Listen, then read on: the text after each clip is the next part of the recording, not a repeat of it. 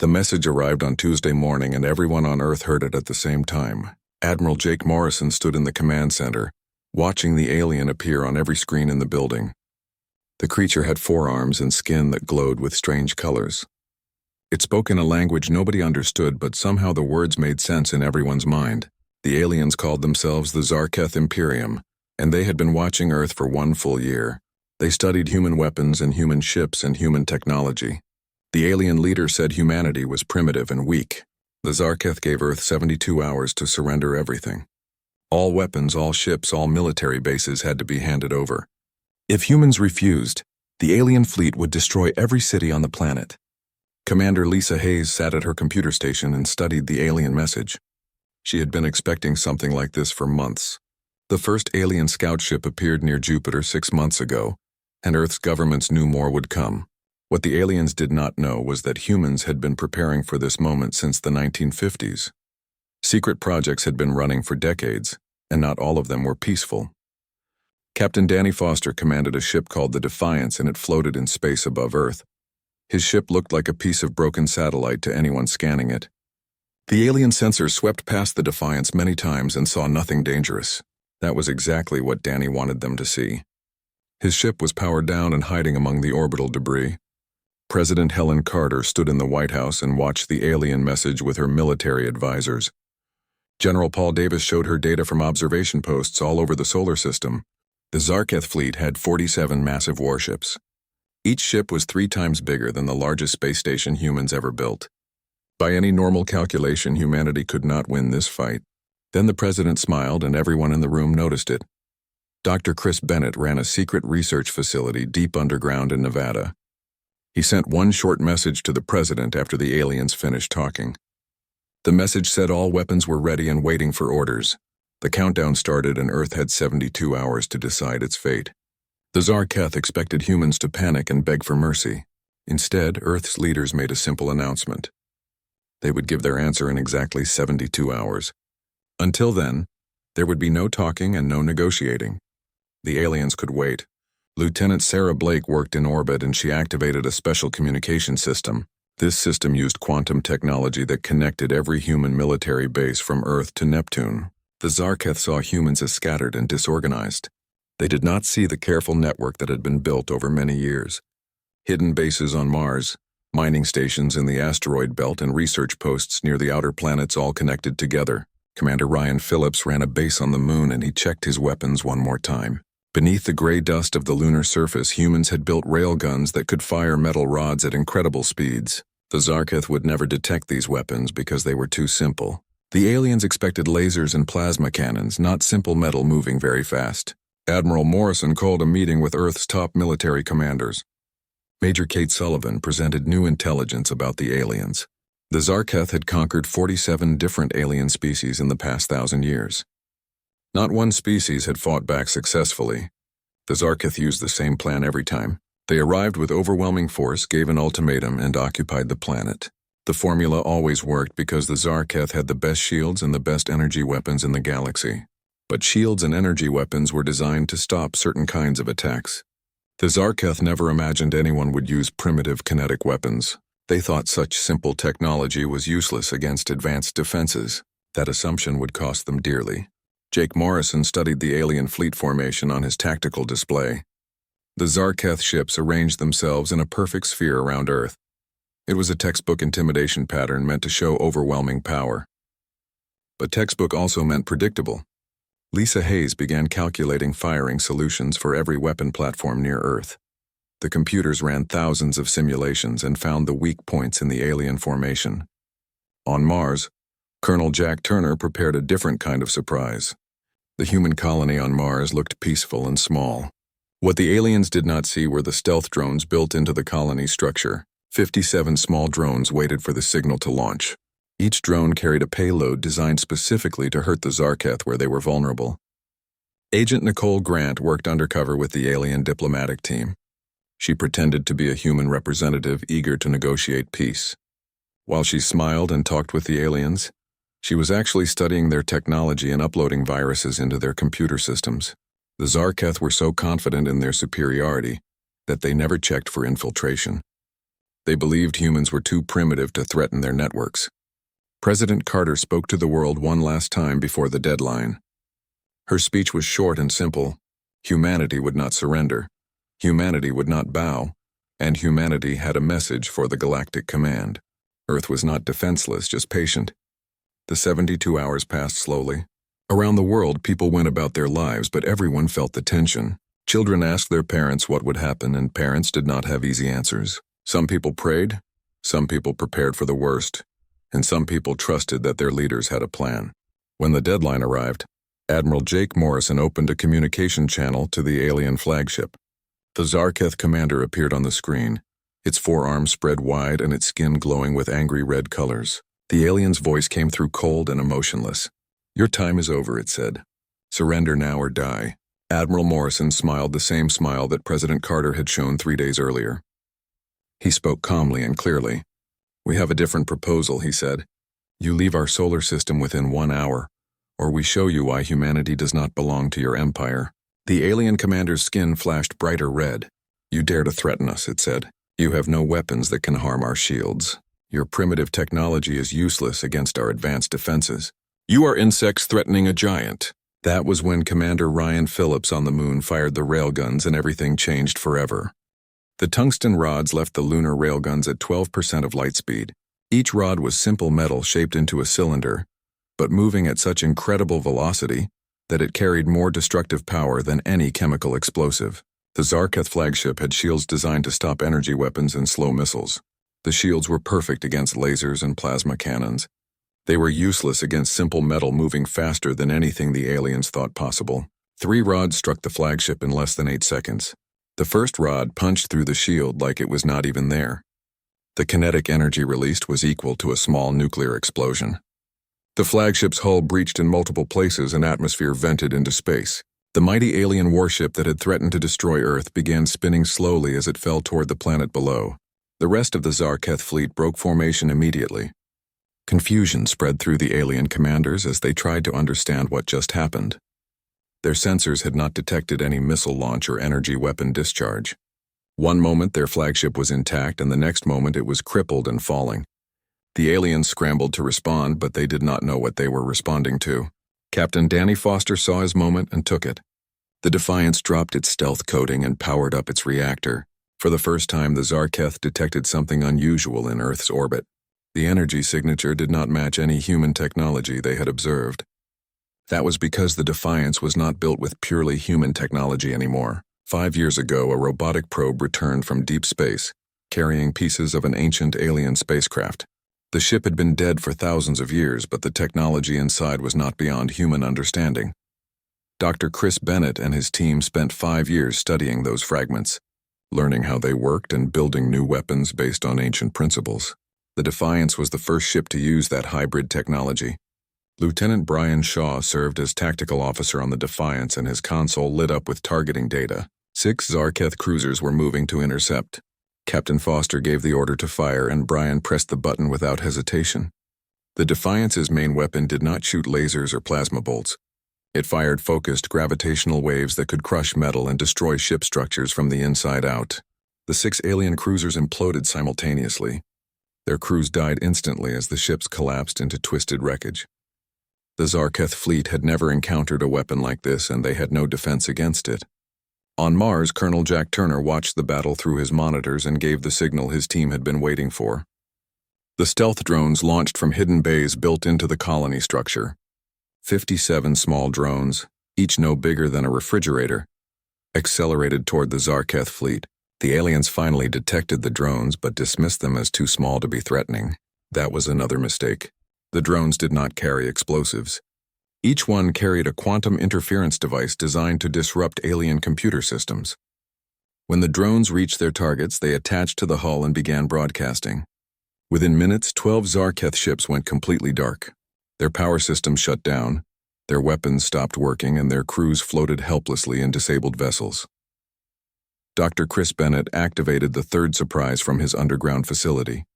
A network of satellites that humans had been placing around the solar system for 10 years suddenly came to life. The Zarketh had scanned these satellites many times and classified them as simple communication relays. They were not simple at all. When activated together, the satellites created a massive quantum field that jammed every Zarketh sensor and communication system within millions of miles. The alien fleet was suddenly blind and deaf. Ships could not talk to each other, sensors showed nothing but static, and targeting computers failed completely. Chaos erupted as alien vessels collided with each other in the confusion. Admiral Morrison watched the tactical display with satisfaction. Commander Lisa Hayes directed Earth's fighter squadrons to take advantage of the confusion. Hundreds of small human fighters swarmed the disabled alien ships, targeting weapons and engines with precise strikes. Major Kate Sullivan led her squadron personally. She flew a fighter that combined human piloting skills with adapted alien propulsion systems. Her squadron moved through the alien formation like sharks through a school of fish. Every pass destroyed another weapon system or engine. The Zarketh tried to fight back, but they were shooting blind. Agent Nicole Grant finally revealed herself aboard the alien diplomatic ship. For months, she had been uploading a virus into their systems while pretending to discuss peace terms. The virus did not destroy data or crash systems. Instead, it fed false information to the alien commanders. Sensors showed human ships where none existed. Tactical displays highlighted threats that were not real. The Zarketh were fighting ghosts while real danger struck from unexpected directions. Captain Danny Foster pressed his advantage. The Defiance cut through the alien formation, its gravitational weapons turning proud warships into scrap metal. Lieutenant Brian Shaw called out targets in a calm, steady voice, even though he knew they were making history. No human had ever fought a space battle like this before. President Helen Carter watched from the White House Situation Room. General Paul Davis stood beside her, coordinating with military forces around the world. "We are winning," he said with disbelief in his voice. "We are actually winning." "Not yet," the president replied. "They will adapt. They always do. We need to end this quickly before they figure out our tactics." She was right. The Zarketh fleet commander moved to a backup ship and began implementing emergency protocols. The aliens started using short-range optical signals to communicate, bypassing the quantum jamming. They stopped relying on sensors and began using visual confirmation. The remaining ships formed tight defensive clusters. Commander Ryan Phillips launched another wave of railgun strikes from the moon, but this time the Zarketh were ready. They sacrificed smaller escort ships to shield the larger vessels. The kinetic rounds destroyed the escorts, but the capital ships behind them survived. Admiral Morrison realized they had reached a critical point. Humanity had surprised the aliens and hurt them badly, but the Zarketh still had more ships. If the battle dragged on, Earth's forces would eventually run out of ammunition and the aliens would adapt to every trick humans used. Colonel Jack Turner reported that all his stealth drones were deployed and several had been destroyed. Major Kate Sullivan's fighters were running low on fuel and ammunition. The Defiance had fired its main weapon so many times that the gravitational projector was overheating. Earth's forces had fought brilliantly, but they could not sustain this pace much longer. That was when Dr. Chris Bennett contacted Admiral Morrison with news about the final weapon. This one was so powerful and so dangerous that even the president had not been fully briefed on it. Bennett had been waiting for the right moment to reveal it, and that moment had arrived. Deep beneath the Nevada desert, in a chamber 3 miles underground, humanity's most secret project was ready to activate. Admiral Morrison gave the authorization code and Bennett began the launch sequence. What happened next would change everything humanity thought possible. The chamber deep underground held something that should not exist. Dr. Chris Bennett stood before a sphere of perfect darkness that floated in the center of the room. The sphere was 20 feet across, and it was not just black. It was the complete absence of light and space and matter. Humanity had learned to create stable wormholes, and this was the first one large enough to weaponize. Bennett spoke into his communicator and said the words that would unleash this terrible power. "Activate Atlas Protocol," he said, and his team began the sequence they had practiced 100 times but never executed for real. Captain Danny Foster received new orders, and his blood went cold when he read them. He looked at Lieutenant Brian Shaw and saw the same fear in the younger man's eyes. "Sir, are we really going to do this?" Brian asked. Foster replied with the only answer that mattered. "We do whatever it takes to protect Earth." The Defiance turned and accelerated toward the heart of the Zarketh fleet. Danny was bringing his ship directly into the enemy formation, where dozens of alien warships could fire on him. He was counting on the aliens focusing all their attention on his vessel. He needed to be the bait that drew them in. On the moon, Commander Ryan Phillips received firing coordinates that made no sense at first. His railguns were being aimed at empty space above Earth's North Pole. There was no target there, no enemy ship, nothing but vacuum. Then he understood what was about to happen and he felt sick. He entered the coordinates anyway because orders were orders and Earth needed this to work. Admiral Morrison sent an emergency broadcast to every human vessel in the solar system. All ships pull back to minimum safe distance immediately, he said. We are deploying an experimental weapon. Pull back now. Major Kate Sullivan did not hesitate. She ordered her squadron to break off their attack and boost away from the Zarketh fleet at maximum speed. Around Earth orbit, hundreds of ships and fighters began emergency retreats. The human vessels scattered in every direction like birds fleeing a predator. The Zarketh noticed the sudden retreat and misunderstood what it meant. Their fleet commander thought the humans were giving up. He ordered his ships to pursue and destroy the fleeing vessels. The alien warship surged forward, eager to finish the battle. That was exactly what humanity needed them to do. Dr. Bennett watched telemetry data scroll across his screens. The numbers aligned perfectly and he gave the final command. Firing solution locked, he said. Initiating quantum bridge in 3-2-1 mark. Commander Ryan Phillips fired a single railgun round. This projectile was different from all the others. Inside the metal shell was a miniaturized version of the wormhole device from Bennett's underground chamber. The round traveled through space on a precise trajectory, and when it reached the designated point, it activated. A sphere of absolute darkness appeared in space above Earth. It was identical to the one in Nevada, but this sphere was not designed to be stable. It was designed to collapse catastrophically, and when it did, the gravitational forces would tear apart anything nearby.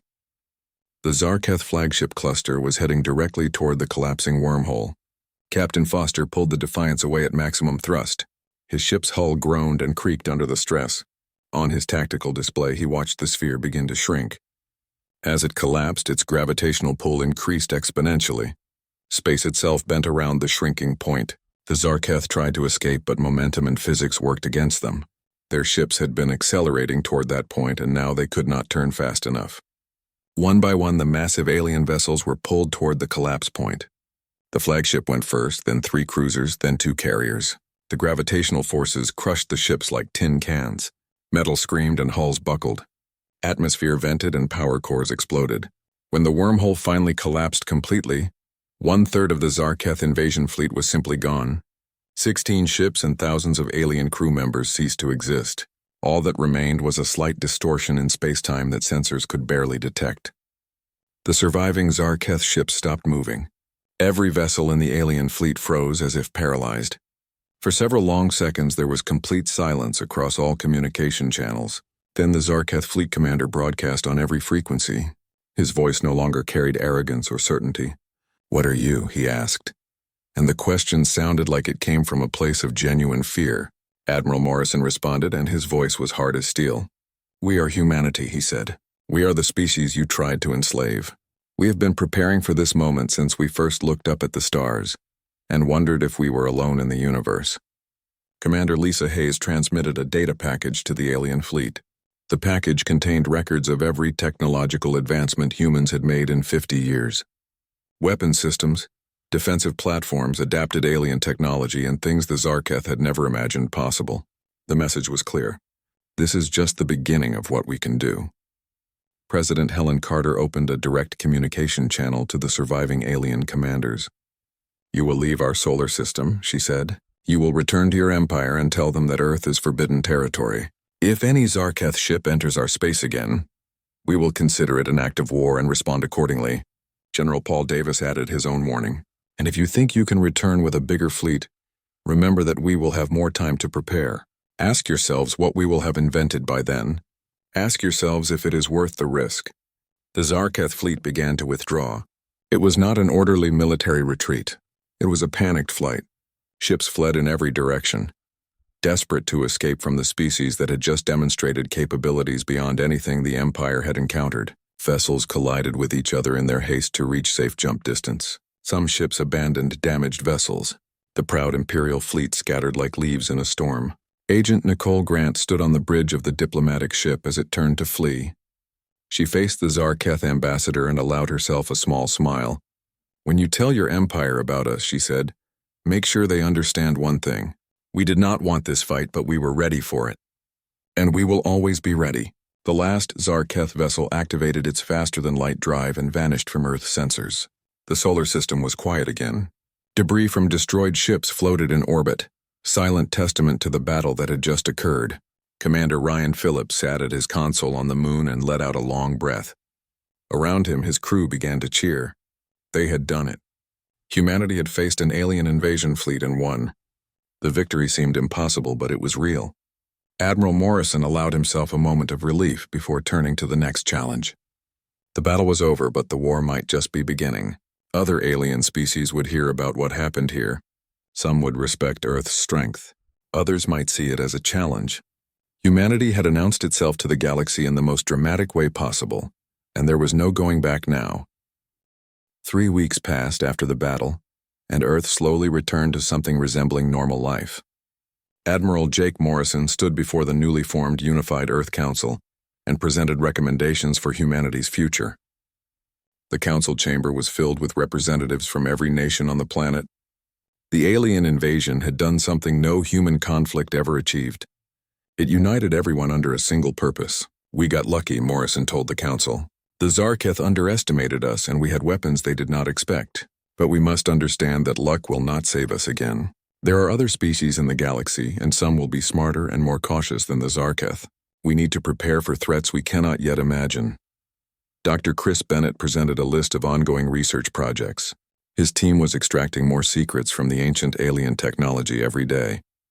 They were learning to build faster ships, stronger weapons, and defensive systems that could protect entire planets. Progress was good but slow. Time was a luxury humanity might not have if another hostile species decided to visit Earth. Captain Danny Foster received command of a new project. Earth needed more ships like the Defiance. One advanced warship was not enough to defend the solar system. Foster would oversee construction of a fleet and train crews to operate vessels that combined human innovation with adapted alien technology. He selected Lieutenant Brian Shaw as his second officer because Brian had proven himself calm under pressure during the battle. Commander Lisa Hayes earned a promotion to admiral for her role in coordinating Earth's defense. She was given oversight of an expanding network of early warning stations. Humanity would never be caught unprepared again. Sensor platforms were being deployed throughout the solar system and into neighboring star systems. Earth would see any threat coming from light years away. Major Kate Sullivan became commandant of the new Space Combat Academy. Her job was training the next generation of fighter pilots and tactical officers. The battle against the Zarketh proved that human creativity and adaptability were advantages no alien species expected. Kate would make sure every graduate understood how to think independently and adapt to impossible situations. President Helen Carter addressed the world in a speech that historians would remember for centuries. "We have learned that we are not alone in the universe," she said. "We have also learned that the universe is not a peaceful place, but we have something our enemies did not expect. We have each other. We have our ability to innovate and our refusal to surrender no matter how bad the odds look. These qualities will carry us forward." General Paul Davis worked with military leaders from every nation to restructure Earth's defense forces. The old divisions between countries were becoming obsolete. National militaries still existed, but they now coordinated under a unified command structure. If humanity was going to survive among hostile alien empires, they needed to work as one species. Agent Nicole Grant joined the newly formed Intelligence and First Contact Division. Her success infiltrating the Zarketh delegation proved that information could be as valuable as weapons. She began training agents who could operate in alien environments and gather intelligence about potential threats. The galaxy was vast and humanity needed eyes and ears everywhere. Commander Ryan Phillips oversaw expansion of the lunar railgun network. New weapons platforms were being built on Mars, on asteroids throughout the belt, and on the moons of Jupiter and Saturn. Humanity was turning the entire solar system into a fortress. Any hostile fleet that entered human space would face coordinated fire from multiple directions. But perhaps the most significant development came from Dr. Bennett's research team. They achieved a breakthrough in faster-than-light travel by adapting principles from the ancient derelict spacecraft. Within 5 years, humanity would launch its first interstellar colony ship. Earth would no longer be humanity's only home. If disaster struck the homeworld, the species would survive elsewhere. One evening, Admiral Morrison and Admiral Hayes stood together on the observation deck of Earth Defense Station Alpha. They looked down at the blue and white marble of Earth floating in the darkness below. The planet looked peaceful and fragile from this distance. "Do you think they will come back?" Hayes asked. "She meant the Zarketh." Morrison shook his head. "No, the Zarketh will not return, but others will come. Word is spreading through the galaxy that Earth is not an easy target. Some alien species will respect our strength and leave us alone. Others will see our victory as a challenge they need to overcome." "Then we had better be ready," Hayes said. "We will be," Morrison replied. "We are human. Getting ready for impossible challenges is what we do best. It is what we have always done." Far across the galaxy in the throne world of the Zarketh Imperium, the surviving fleet commander made his report. Imperial leaders listened in stunned silence as he described Earth's defenses and the terrible weapons humans deployed. The commander's career was over, and he would likely face execution for losing so many ships. But first he had to tell the truth about what happened. One elder member of the Imperial Council spoke up. "These humans were barely capable of spaceflight when we first detected them," the elder said. "How did they advance so quickly? It should not be possible." The fleet commander had thought about this question during the long journey home. He had reviewed data and analyzed everything that went wrong. "They did not need to advance," he said finally. "They were already dangerous. They just needed a reason to show it. We gave them that reason when we demanded their surrender." The council discussed the matter for many hours. Some members wanted to gather a larger fleet and return to crush Earth. Others argued that humanity was too dangerous and too unpredictable. The debate continued until the eldest council member called for silence. "Earth and its solar system are now designated a restricted zone," the elder said. "No Zarketh vessel will approach human space without explicit authorization from this council. The humans have earned something we rarely give. They have earned our respect." Back on Earth, Captain Danny Foster piloted a shuttle down to the Nevada research facility. He wanted to see the wormhole device for himself and understand the weapon that had won the battle. Dr. Bennett gave him a tour of the underground chamber and explained the principles behind the technology. "The scary thing," Bennett said as they stood before the floating sphere of darkness, "is that this is just one application of the ancient technology. The civilization that built the original device was using it for peaceful purposes. Transportation, construction, energy generation. We took their peaceful tool and turned it into a weapon." "Is that a bad thing?" Foster asked. Bennett thought about it for a moment. "I do not know," he admitted. "But it is a very human thing. We take whatever we find and ask ourselves, how can this help us survive? Sometimes that means medicine and sometimes that means weapons. Whatever it takes to protect what we love." As weeks turned into months, Earth settled into its new reality. Humanity was no longer alone in the universe, and that knowledge changed everything. Children grew up learning about alien species in school. Engineers worked on ships that could travel between stars. Diplomats prepared for the day when friendly aliens might visit. But everyone remembered the lesson of the Zarketh invasion. The galaxy was dangerous and humanity needed to stay strong. Earth would extend friendship to peaceful species, but would meet any threat with overwhelming force. 5 years had passed since the battle, and Earth had changed in ways nobody could have predicted. Admiral Jake Morrison walked through the shipyards orbiting Earth and marveled at what humanity had accomplished. 30 vessels like the Defiance now protected the solar system. Construction crews worked around the clock building more ships. The yards that once struggled to build simple space stations now produced warships that combined the best of human and alien technology. Captain Danny Foster commanded the Second Fleet now. His original ship, the Defiance, had been retired to a museum after serving as the prototype for an entire class of vessels. Foster spent his days training new captains and refining combat tactics. Lieutenant Brian Shaw, now a captain himself, commanded one of the new ships. The young officer who once questioned orders now led his own crew with confidence. Commander Lisa Hayes, now a full admiral, oversaw a network of sensor stations that stretched beyond the solar system. Early warning platforms orbited nearby stars and gave humanity eyes throughout the local region of space. 3 times in 5 years, the sensors detected potentially hostile vessels approaching Earth. Each time, human warships intercepted the visitors at the edge of the solar system. Each time, the aliens saw Earth's defensive fleet and chose to leave peacefully. Major Kate Sullivan had trained over 2,000 new pilots at the Space Combat Academy.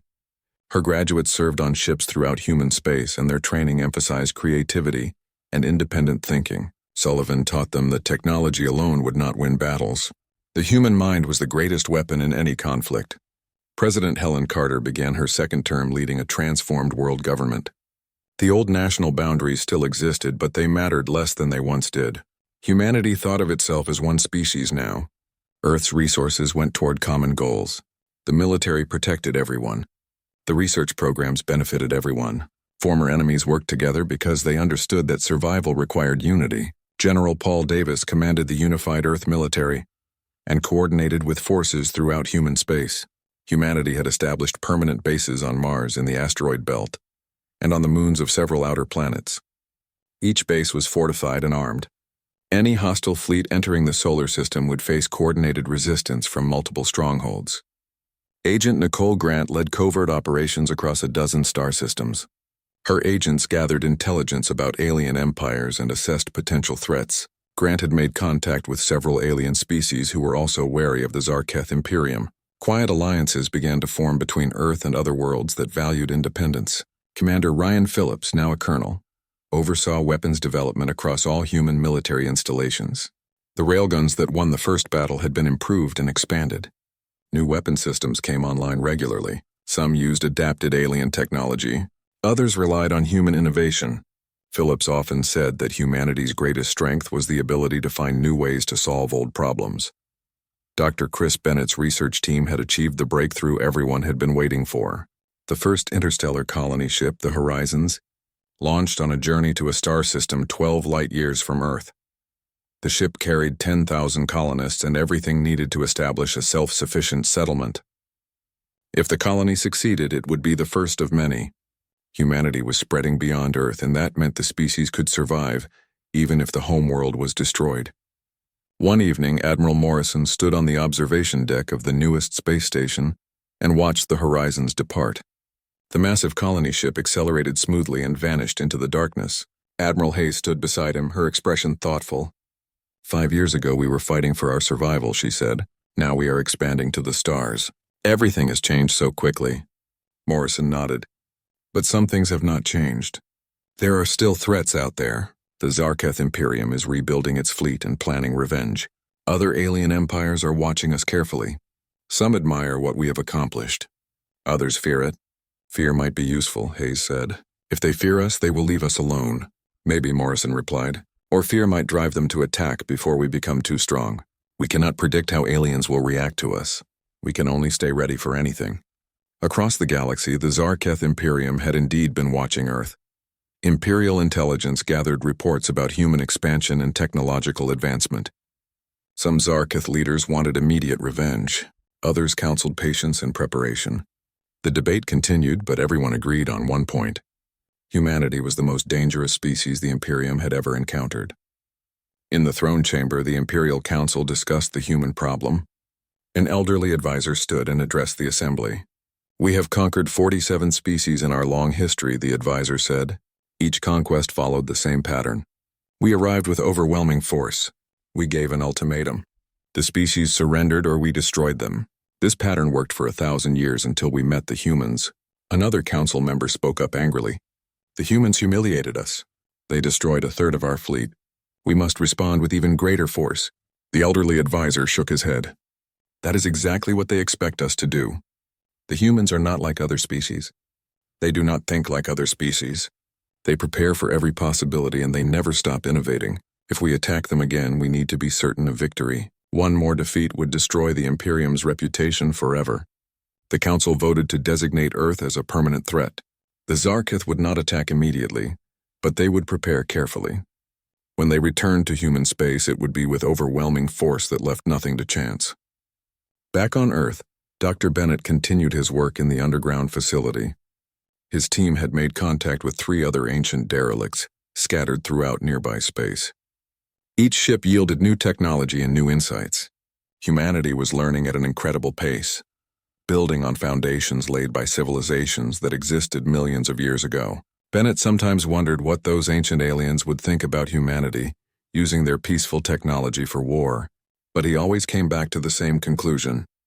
Survival required difficult choices. If humanity wanted to exist in a dangerous galaxy, they needed to be strong enough that nobody dared attack them. Captain Foster visited the old Defiance in its museum one day.